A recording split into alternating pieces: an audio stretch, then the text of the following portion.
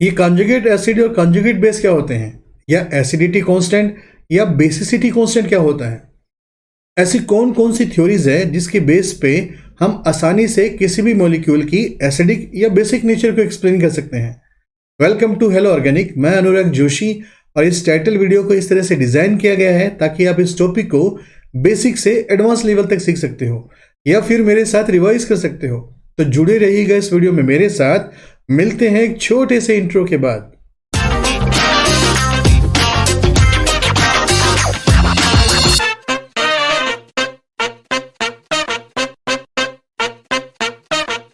किसी भी मॉलिक्यूल की एसिडिक या बेसिक नेचर को आसानी से हम लोग इन तीन थ्योरीज आर्नेस थ्योरी, ब्रोंस्टेड-लोरी थ्योरी और लुईस थ्योरी की हेल्प से एक्सप्लेन कर सकते हैं।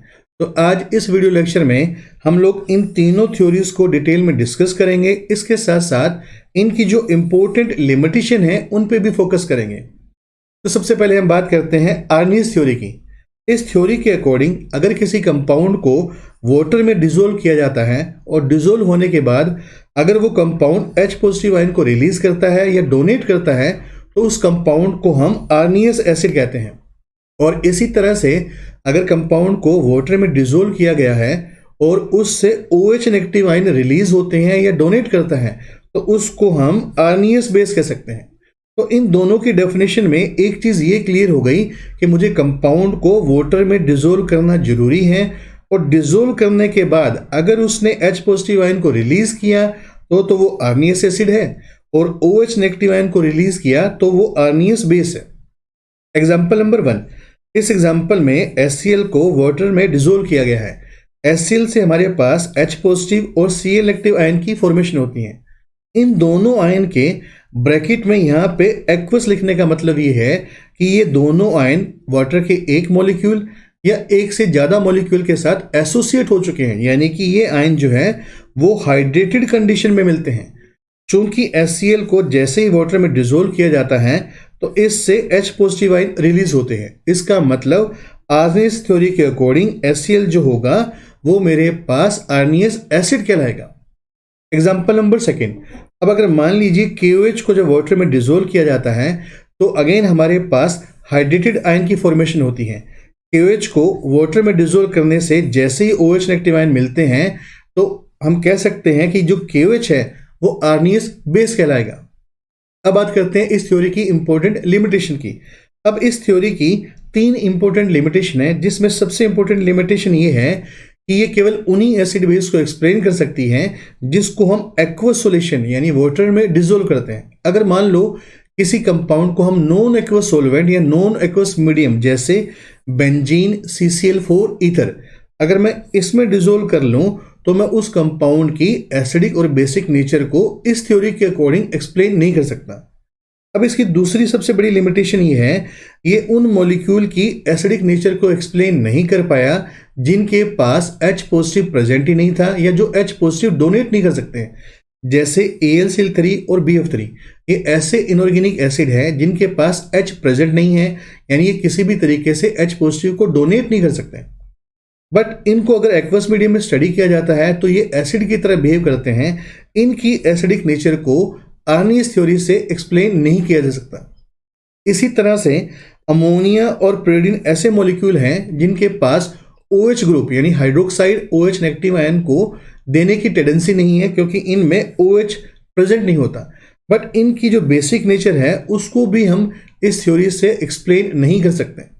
तो यहां तक के डिस्कशन में एक चीज ये क्लियर हो गई कि आर्नियस थ्योरी जो है वो केवल एक्वस मीडियम में एप्लीकेबल है और ये उन्हीं मॉलिक्यूल को एक्सप्लेन कर सकती हैं जो H पॉजिटिव डोनेट करें या फिर OH नेगेटिव को डोनेट करें। अब इसकी सेकंड नंबर की इंपॉर्टेंट थ्योरी आती है ब्रोंस्टेड-लोरी थ्योरी। अब इस थ्योरी की सबसे बड़ी एडवांटेज ये है कि इस थ्योरी को मैं एक्वस मीडियम के साथ साथ नॉन एक्वस मीडियम पे भी अप्लाई कर सकता हूं, यानी कि मैं उन सभी कंपाउंड को जो एक्वस मीडियम जैसे वाटर या नॉन एक्वस मीडियम जैसे बेंजीन, CCl4 में डिसोल्व है उनकी एसिडिक और बेसिक नेचर को आसानी से एक्सप्लेन कर सकता हूं। इस थ्योरी के अकॉर्डिंग अगर किसी कंपाउंड को एक्वस या फिर नॉन एक्वस मीडियम में डिसोल्व किया जाता है और वो H पॉजिटिव आयन को रिलीज करता है तो ऐसे कंपाउंड को मैं ब्रोंस्टेड-लोरी एसिड कहता हूं।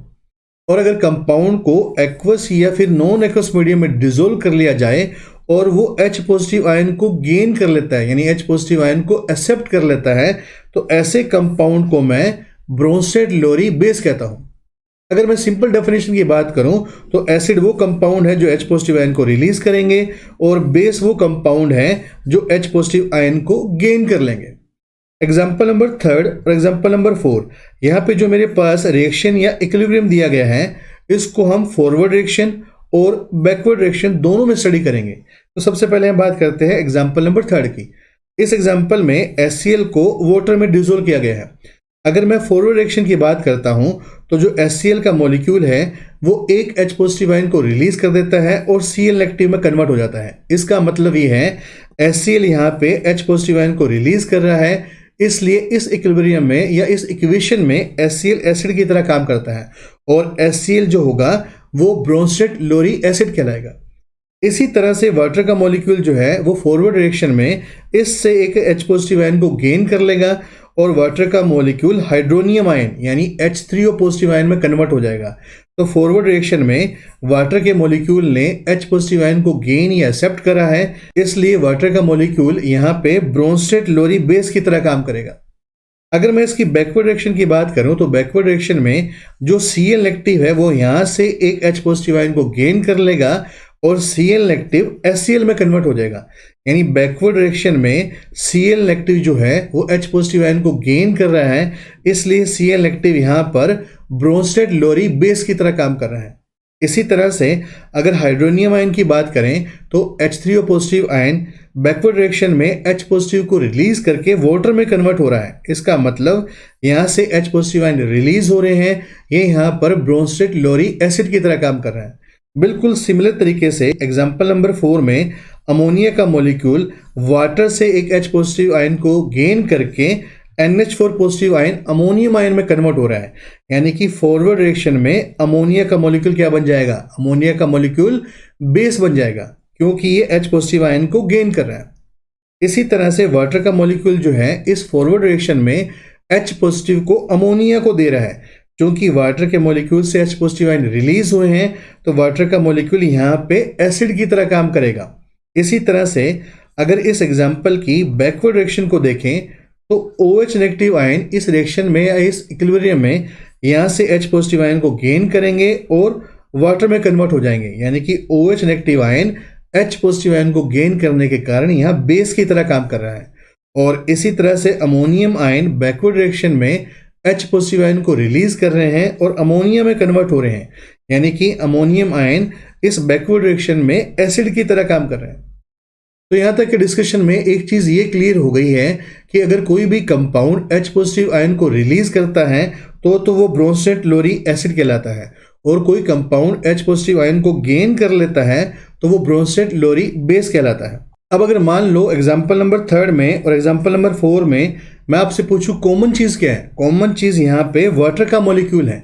अगर वाटर के मॉलिक्यूल के रिस्पेक्ट में मैं बात करूं तो मैं ऐसा कह सकता हूं कि एग्जाम्पल नंबर 3 में वाटर का मॉलिक्यूल जब HCl में डिसोल्व किया गया है तो वो बेस की तरह काम कर रहा है। और एग्जाम्पल नंबर 4 में जब वाटर के मॉलिक्यूल को अमोनिया में डिसोल्व किया गया है तो वो एसिड की तरह काम कर रहा है। यानी वाटर का मॉलिक्यूल बेस भी बन सकता है और वाटर का मॉलिक्यूल एसिड भी बन सकता है।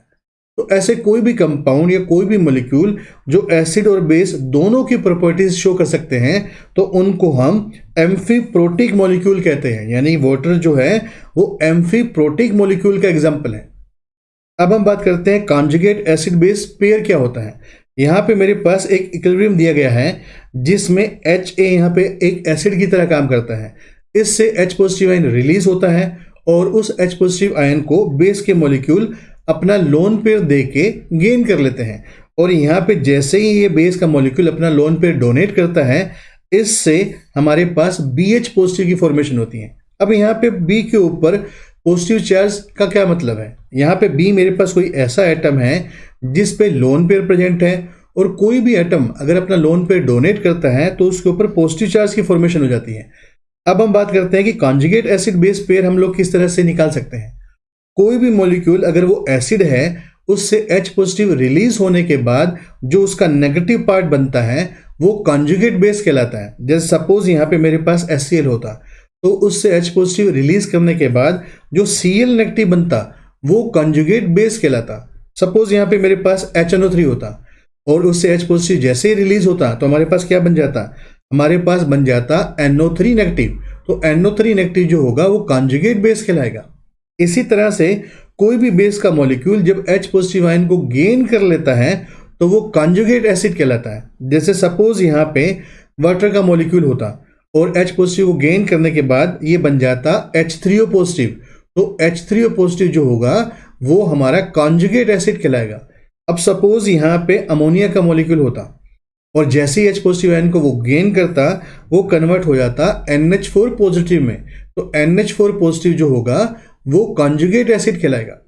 तो अगर सिंपल डेफिनेशन की बात करें, किसी भी एसिड से अगर मैं H पॉजिटिव आयन को रिलीज कर देता हूं तो कॉन्जुगेट बेस की फॉर्मेशन हो जाती है, और किसी भी बेस में अगर मैं H पॉजिटिव आयन को जोड़ देता हूं तो उससे कॉन्जुगेट एसिड की फॉर्मेशन हो जाती है। एग्जाम्पल नंबर 5, इस एग्जाम्पल में एसिडिक एसिड का मॉलिक्यूल जब H पॉजिटिव आयन को रिलीज करता है तो इससे एसीटेट आयन की फॉर्मेशन होती है। यानी यहाँ पर एसिडिक एसिड जो होगा वो एसिड बन जाएगा और जो एसीटेट आयन होंगे वो इसका कॉन्जुगेट बेस बन जाएगा। इसी तरह से जो वाटर का मॉलिक्यूल होगा वो H पॉजिटिव आयन को गेन करके H3O पॉजिटिव में कन्वर्ट हो जाएगा। यानी वाटर का मॉलिक्यूल इस इक्विलिब्रियम में बेस की तरह काम करेगा और H3O पॉजिटिव जो होगा वो इस इक्विलिब्रियम में इसका कॉन्जुगेट एसिड बन जाएगा। इसी तरह से एग्जाम्पल नंबर 6 में जो वाटर का मॉलिक्यूल है वो यहाँ पर H पॉजिटिव आयन को रिलीज करेगा और OH नेगेटिव आयन में कन्वर्ट हो जाएगा। यानी वाटर जो है इस इक्विलिब्रियम में एसिड बनेगा और OH नेगेटिव इसका कॉन्जुगेट बेस कहलाएगा। इसी तरह से NH2 नेगेटिव जो है इसमें बेस की तरह काम करेगा और यहाँ से H पॉजिटिव को गेन करके अमोनिया में कन्वर्ट हो जाएगा। यानी NH2 नेगेटिव बेस है और अमोनिया इसका कॉन्जुगेट एसिड कहलाएगा। अब बात करते हैं ब्रोंस्टेड-लोरी थ्योरी की इंपॉर्टेंट लिमिटेशन की। नंबर 1, अब इस थ्योरी की सबसे बड़ी लिमिटेशन ये है कि ये थ्योरी उन एसिड को एक्सप्लेन नहीं कर सकती जिनके पास H प्रेजेंट ना हो या जो किसी भी तरीके से H पॉजिटिव आयन को डोनेट ही ना कर सके। जैसे AlCl3 और BF3 ऐसे इनऑर्गेनिक सोल्ट है जिनके पास कहीं भी H प्रेजेंट नहीं है और ये किसी भी तरीके से H पॉजिटिव आयन को रिलीज नहीं कर सकते हैं। अगर ये H पॉजिटिव आयन को रिलीज नहीं कर सकते तो मैं इनको कभी भी ब्रोंस्टेड-लोरी थ्योरी के अकॉर्डिंग एसिड नहीं कह सकता, क्योंकि अभी हमने देखा था कि जो ब्रोंस्टेड-लोरी थ्योरी है उसमें एसिड वो कंपाउंड होते हैं जो H पॉजिटिव आयन को रिलीज करें, और H पॉजिटिव आयन तभी रिलीज हो सकता है जब उनके पास H प्रेजेंट हो। इसीलिए इन दोनों कंपाउंड की एसिडिक नेचर को मैं ब्रोंस्टेड-लोरी थ्योरी के अकॉर्डिंग एक्सप्लेन नहीं कर सकता। अब इसकी सेकंड नंबर की लिमिटेशन ये है कि जो HF का मॉलिक्यूल है वो एसिड और बेस दोनों की तरह बिहेव करता है। जब HF के मॉलिक्यूल को HClO4 के साथ लिया जाता है तो यहाँ पे HClO4 का मॉलिक्यूल एसिड की तरह काम करता है और इससे एसिड होने के कारण H पॉजिटिव आयन रिलीज होते हैं और ये ClO4 नेगेटिव आयन में कन्वर्ट हो जाता है। अब जैसे ही इससे H पॉजिटिव आयन रिलीज होते हैं इस H पॉजिटिव आयन को HF गेन कर लेता है और HF जो होगा यहाँ पे अब H2F में कन्वर्ट हो जाता है। यानी कि मैं कह सकता हूँ कि A इक्विलिब्रियम में जो HF का मॉलिक्यूल है वो यहाँ पे H पॉजिटिव आयन को गेन कर रहा है, इसलिए HF का मॉलिक्यूल A इक्विलिब्रियम में बेस की तरह काम कर रहा है। अगर मैं B इक्विलिब्रियम की बात करूं तो HF के मॉलिक्यूल को यहाँ पे वाटर के साथ लिया गया है। तो इसमें होता क्या है, ये जो HF का मॉलिक्यूल है ये यहाँ पर एक H पॉजिटिव आयन को रिलीज करता है और जैसे ही H पॉजिटिव आयन को रिलीज करता है अब ये HF का मॉलिक्यूल F नेगेटिव आयन में कन्वर्ट हो जाता है। इस H पॉजिटिव को अब वाटर का मॉलिक्यूल गेन कर लेता है और वाटर का मॉलिक्यूल इस H पॉजिटिव आयन को गेन करके H3O पॉजिटिव में कन्वर्ट हो जाता है। यानी इस B इक्विलिब्रियम में जो HF का मॉलिक्यूल है वो H पॉजिटिव आयन को रिलीज कर रहा है, इसलिए एसिड की तरह काम कर रहा है। अब मैं इस थ्योरी से HF की इस नेचर को एक्सप्लेन नहीं कर सकता कि HF जो है HClO4 के साथ यहाँ पे बेस की तरह काम कर रहा है और वाटर के मॉलिक्यूल के साथ एसिड की तरह काम कर रहा है। अब इन तीनों थ्योरीज में सबसे इंपॉर्टेंट थ्योरी और सबसे एडवांस थ्योरी होती है लुईस थ्योरी। अब इस थ्योरी में सारा फोकस जो है लोन पेयर पे किया गया है। अब मान लो मेरे पास कोई कंपाउंड है जिसके की एटम पर या किसी एटम पर लोन पेयर प्रेजेंट है। अगर कोई कंपाउंड H पॉजिटिव को अपना लोन पेयर डोनेट कर देता है तो वो कंपाउंड जो होता है वो लुईस बेस कहलाता है। यानी लुईस बेस वो कंपाउंड होते हैं जो इलेक्ट्रॉन पेयर को डोनेट करते हैं। और इसी तरह से अगर मैं H पॉजिटिव के रिस्पेक्ट में बात करूं तो इसने यहां से एक लोन पेयर को गेन करा है, तो ये यहां पे एसिड की तरह काम करता है। यानी लुईस एसिड वो कंपाउंड होते हैं जो इलेक्ट्रॉन पेयर को गेन कर लेते हैं या इलेक्ट्रॉन पेयर एक्सेप्टर होते हैं। एग्जाम्पल नंबर 7, यहाँ पे H पॉजिटिव आयन की अमोनिया के साथ एक इक्वेशन या रिएक्शन दी गई है। इसमें अमोनिया क्या करता है, इसको लोन पेयर को डोनेट करता है। यानी अमोनिया यहाँ पे लोन पेयर का डोनेट कर रहा है, इसलिए इसको मैं लुईस बेस कहूंगा। और H पॉजिटिव आयन क्या कर रहे हैं, H पॉजिटिव आयन इस लोन पेयर को गेन कर रहे हैं, इसलिए H पॉजिटिव जो होगा लोन पेयर गेन करने के कारण लुईस एसिड कहलाएगा। एग्जाम्पल नंबर 8, इस एग्जाम्पल में BF3 और NH3 की रिएक्शन या इक्विलिब्रियम दिया गया है। यहाँ पे अमोनिया जो होगा वो अपना लोन पेयर डोनेट कर रहा है, इसलिए अमोनिया यहाँ पे लुईस बेस कहलाएगा। और BF3 जो है लोन पेयर को गेन कर रहा है या लोन पेयर एक्सेप्टर है, इसलिए BF3 को मैं लुईस एसिड कहूंगा। अब हम बात करते हैं एसिड बेस की स्ट्रेंथ की। तो सबसे पहले हम बात करते हैं एसिड की। अब मान लीजिए अगर मैं इस इक्विलिब्रियम के अकॉर्डिंग बात करूं तो यहाँ पे Ha मेरे पास एसिड है जो H पॉजिटिव आयन को रिलीज करता है, और H पॉजिटिव आयन को रिलीज करने के बाद ये A नेगेटिव में कन्वर्ट हो जाता है। यानी अगर Ha एसिड है तो A नेगेटिव जो होगा इसका कॉन्जुगेट बेस होगा। और इस इक्विलिब्रियम में जैसे ही H पॉजिटिव को रिलीज करता है उस H पॉजिटिव को वाटर के मॉलिक्यूल गेन कर लेते हैं। यानी वाटर के मॉलिक्यूल यहाँ पे बेस की तरह काम कर रहे हैं और H पॉजिटिव को गेन करके ये हाइड्रोनियम आयन में कन्वर्ट हो जा रहे हैं। यानी वाटर का मॉलिक्यूल बेस है तो हाइड्रोनियम आयन इसका कॉन्जुगेट एसिड होगा। अगर इस इक्विलिब्रियम के लिए मैं इक्विलिब्रियम कांस्टेंट की बात करूं जो कि प्रोडक्ट की कंसंट्रेशन डिवाइड बाय रिएक्टेंट की कंसंट्रेशन होता है। अगर मैं प्रोडक्ट की कंसंट्रेशन को यहाँ लिख लूँ और रिएक्टेंट की कंसंट्रेशन को यहाँ लिख लूँ तो ये मेरे पास इसका इक्विलिब्रियम कांस्टेंट हो जाएगा। क्योंकि एक्सपेरिमेंट में वाटर को एक्सेस अमाउंट में लिया जाता है, इसलिए वाटर की कंसंट्रेशन जो होती है यहाँ पे नेग्लिजिबल चेंज होती है, कांस्टेंट रहती है। इसलिए अगर मैं इसको यहाँ ले जाऊं तो ये दोनों जो होंगे कांस्टेंट होने के कारण अब मैं इनको एक नया कांस्टेंट मान लूंगा। यानी ये दोनों जो होंगे अब ये के इक्वल हो जाएंगे। अब ये के क्या है, के को हम एसिडिटी कांस्टेंट या आयोनाइजेशन कांस्टेंट या फिर डिसोसिएशन कांस्टेंट भी कह सकते हैं, जो कि इसके इक्वल होता है। अगर मैं के को pKa के रिस्पेक्ट में बात करूं तो Ka का जो माइनस लोग होता है वो pKa कहलाता है। अब ये pKa क्या होता है, pKa का मतलब ये है कि किसी भी pH पर जब एसिड के मॉलिक्यूल हाफ डिसोसिएट हो जाते हैं तो उस pH को मैं pKa कहता हूं। यानी मेरे पास जितने भी एसिड के मॉलिक्यूल थे अगर वो हाफ डिसोसिएट हो जा रहे हैं उस pH को मैं pKa कह सकता हूं। अब बिल्कुल इसी तरीके से हम बेस की कैलकुलेशन कर सकते हैं, और मैं ऐसी होप रख रहा हूं इस कैलकुलेशन के बिल्कुल पैरेलल अब बेस की कैलकुलेशन आसानी से कर पाएंगे। अगर मैं सीधा यहां पर बेस के बेसिक कांस्टेंट या बेस के लिए डिसोसिएशन कांस्टेंट की बात करूं तो वो यहां पे Kb बन जाएगा। और अगर मैं Pkb की बात करूं तो Pkb वो pH होगी जिस पे बेस के हाफ मॉलिक्यूल डिसोसिएट होंगे, और Pkb और Kb में जो रिलेशन होगा वो कुछ इस तरह का होगा। अब इस पूरे स्ट्रेंथ के डेटा के बेस पे या इनके कांस्टेंट के बेस पे मैं ऐसा कह सकता हूं कि अगर मैं किसी स्ट्रॉन्ग एसिड की बात करूं तो स्ट्रॉन्ग एसिड वो एसिड होता है जो जितना ज़्यादा H पॉजिटिव आयन को रिलीज करता है, और इस इक्विलिब्रियम के अकॉर्डिंग जितना ज़्यादा H पॉजिटिव आयन रिलीज होगा उतना ज़्यादा A नेगेटिव की फॉर्मेशन होगी, और जितना ज़्यादा A नेगेटिव की फॉर्मेशन होगी उसका Ka वैल्यू जो होगी यानी उसका जो एसिड कांस्टेंट होगा उसकी वैल्यू इंक्रीज हो जाएगी। अब Ka की वैल्यू और Pka की वैल्यू इनवर्सली प्रोपोर्शनल होती हैं। यानी मैं ऐसा कह सकता हूं कि अगर स्ट्रॉन्ग एसिड के लिए Ka की वैल्यू ज़्यादा होगी तो उसकी Pka की वैल्यू हमेशा कम होगी, क्योंकि ये दोनों एक दूसरे के इनवर्सली प्रोपोर्शनल होते हैं। बिल्कुल इसके पैरेलल अगर मैं बेस की बात करूं तो स्ट्रॉन्ग बेस वो होगा जो जितना ज़्यादा OH नेगेटिव आयन को रिलीज करे, या मैं ऐसा कह सकता हूं जिसकी Kb की वैल्यू जितनी ज़्यादा होगी वो उतना ज़्यादा स्ट्रॉन्ग बेस होगा। अगेन Kb और Pkb एक दूसरे के इन्वर्सली प्रोपोर्शनल हैं, तो मैं कह सकता हूं स्ट्रॉन्ग बेस के लिए Kb की वैल्यू ज़्यादा होनी चाहिए और Pkb की वैल्यू जो है वो कम होनी चाहिए। तो गाइज आई होप इस वीडियो लेक्चर के थ्रू आपने बहुत अच्छे से सीखा होगा कि मॉलिक्यूल की एसिडिक और बेसिक नेचर को किस तरह से एक्सप्लेन किया जाता है। अगर आपको ये वीडियोस अच्छे लग रहे हैं और आपको मटेरियल रिलेवेंट लगता है तो प्लीज़ मेरे चैनल को सब्सक्राइब करिए और ज़्यादा से ज़्यादा इन वीडियो को शेयर करिए। तो मिलते हैं अगले वीडियो लेक्चर में। Till then take care, bye bye.